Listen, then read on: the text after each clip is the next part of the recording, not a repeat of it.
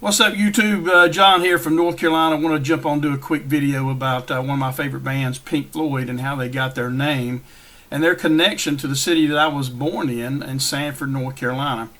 I currently still live just about 10 miles outside of Sanford. It's right in central North Carolina, if you're not familiar with it. And I was born in the mid-'60s, raised in the '70s and '80s, and that's where my music influence came from.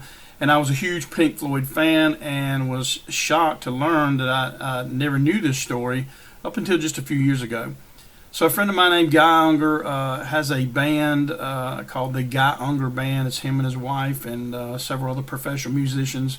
Guy runs a music school in Fayetteville called the Fayetteville Music Collective, and his wife has a cafe attached to it, the Red Desk Cafe. Super cool place. You need to check it out if you're in the Fayetteville area.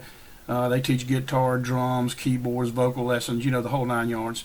So my friend Guy was telling me about this connection between Sanford and the band Pink Floyd.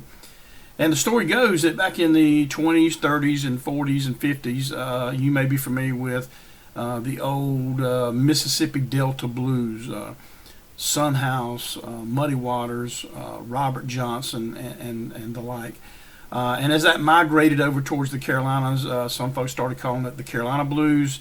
And in North Carolina, in the Piedmont area, they called it the Piedmont Blues. And there were a couple of local musicians that were fairly famous in this area. And one was named Pink Anderson, and he lived in South Carolina. And the other was Floyd Council, and he was born in Chapel Hill, or right outside of Chapel Hill, and he migrated about 35 miles away to the Lee County, Sanford area. Lived the remainder of his days here and is buried here in Lee County. His son, Floyd Council Jr., and some of his family members still live in this area. I've actually met Pink Anderson Jr. and Floyd Council Jr. A couple of different occasions.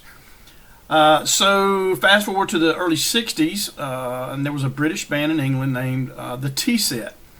And they were scheduled to play a venue with several other bands. And when they arrived, they discovered that there was another band there called the Tea Set, and they had the name first.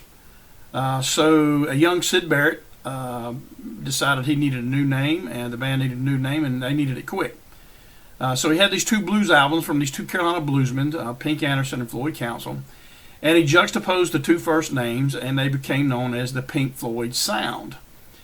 Later dropping the first and last words and just becoming Pink Floyd as we know them today. One of the most iconic, legendary bands, certainly in my lifetime, from my generation. Back in the spring of 2023, the city of Sanford and Lee County had a blues festival, and they invited Pink Jr. and Floyd Jr.